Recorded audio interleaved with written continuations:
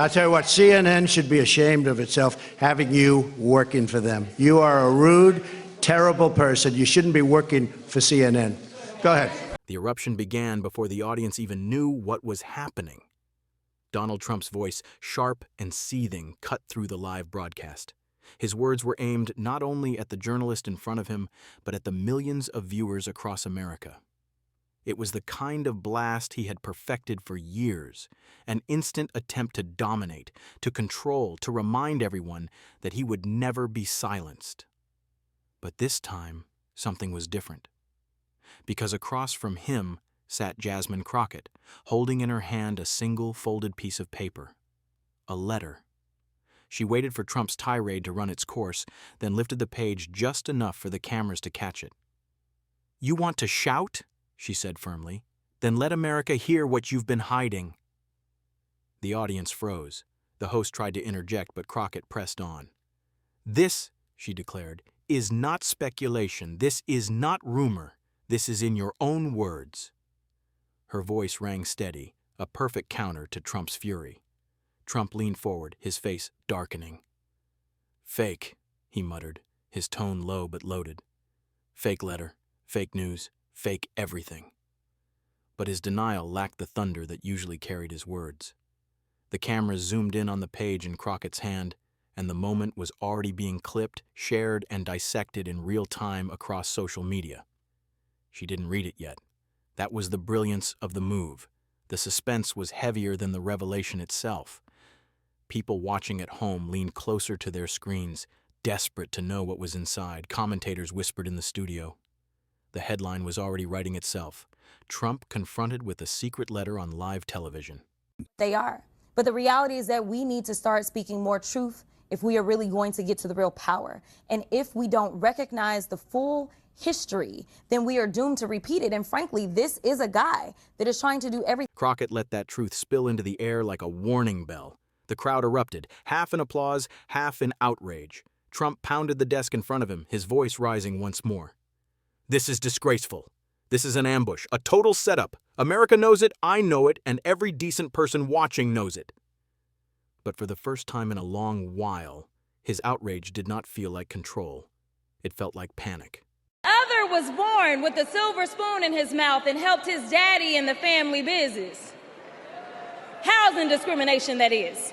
The moment Crockett dropped those words, the studio snapped into chaos. Gasps, murmurs, and the crackle of live microphones carried across the airwaves. She hadn't even unfolded the letter yet, but she had already pulled history into the room, exposing a wound Trump thought was buried decades ago. Trump threw up his hand and barked back, "That's a lie! A total lie! I built everything with my own two hands, with intelligence, with vision. This is nothing but a witch hunt."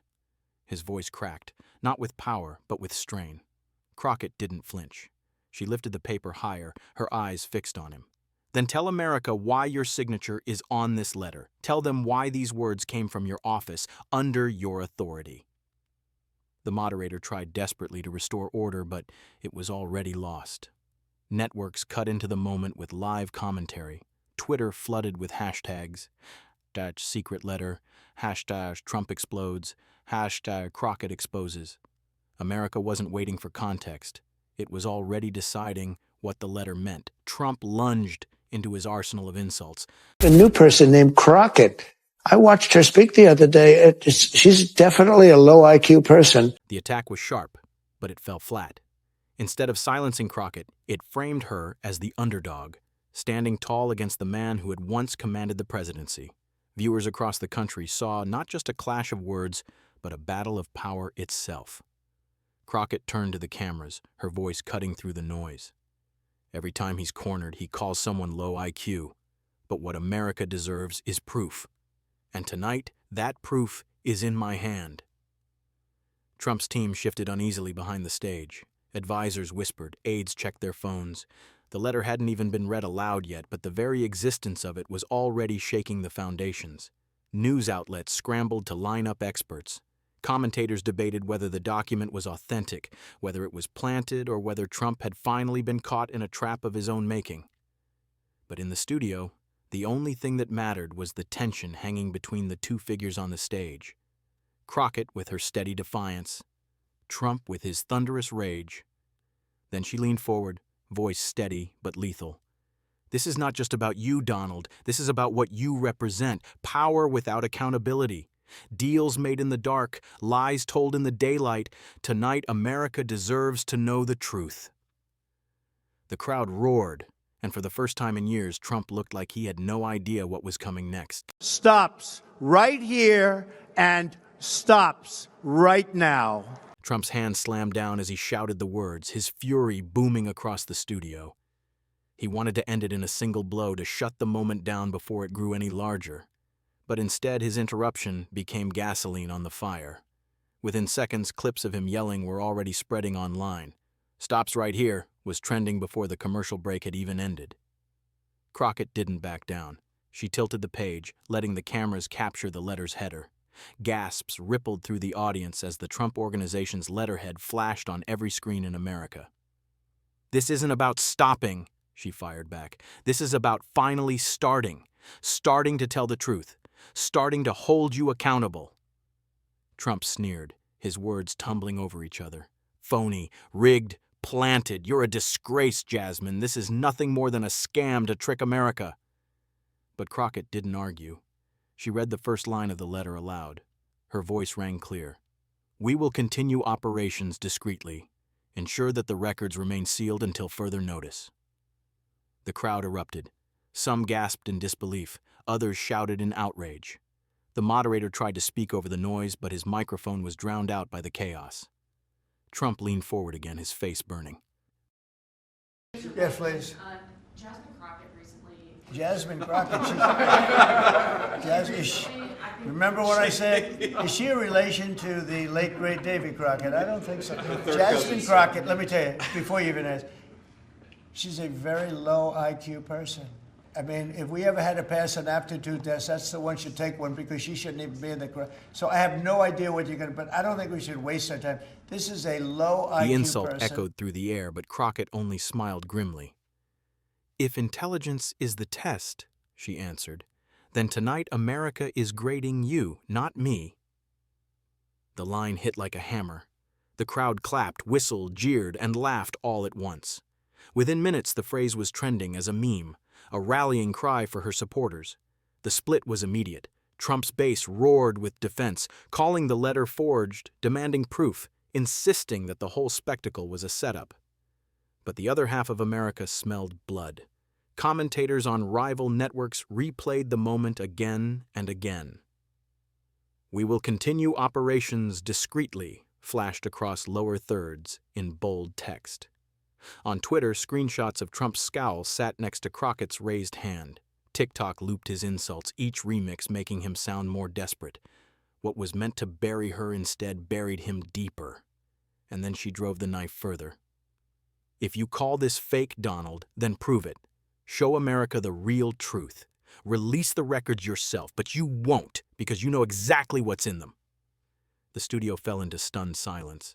Trump opened his mouth, but for the first time, no words came. She became a career prosecutor while he became a career criminal. With 34 felonies, 2 impeachments, and 1 porn star to prove it. The line detonated across the studio like thunder. Crockett's words weren't just sharp, they were lethal. The audience gasped, and Trump lurched forward, his face crimson. "Lies! Pure lies!" he shouted. But it was too late. The damage was done. Crockett finally unfolded the page fully and began to read. The letter revealed quiet arrangements, coded language about payments, and references to undisclosed meetings. Each sentence carried the weight of betrayal, proof that something dark lingered behind Trump's public bravado. Trump erupted. "Total fabrication! This is treason on live television!" His fists slammed against the desk, but the sound only underscored his unraveling. The contradiction was glaring, words from his own mouth that mirrored the very denial he was now making. The crowd caught it instantly, some laughing, others booing as Crockett pressed harder. "You said it yourself, Donald. Not actors, not fiction. Real people, real deals, real consequences. America deserves to know who you were serving when you signed this." The studio dissolved into chaos. Headlines exploded. Secret letter revealed. Trump cornered on live TV, Crockett versus Trump shakes nation. For the first time that night, Trump looked cornered, not the predator, but the prey. Engaging in a conversation where we have a president of the United States who has no idea about the oath that he just took on January 20th tells me everything that I need to know. He didn't even have good sense enough in that same interview to say something as simple as, yes, I will follow the Constitution. Crockett's closing shot was devastating. She didn't need to raise her voice. The words carved themselves into the silence of the studio. Trump tried to shout back, but his tone was broken, scattered, drowning beneath the echoes of her statement. His empire of bluster suddenly looked small against a single letter read aloud on live television. The audience knew they had witnessed history. The cameras captured Trump's rage, his pounding fists, his trembling denial. But they also captured Crockett walking out of the studio, letter in hand, leaving behind a trail of chaos. Within minutes, networks declared it the most shocking confrontation of the year. Social media roared with clips, hashtags, and memes. America was divided, but united in one truth. The spectacle had changed the game. The final headline wrote itself: Trump explodes, Crockett prevails, and America is left in shock.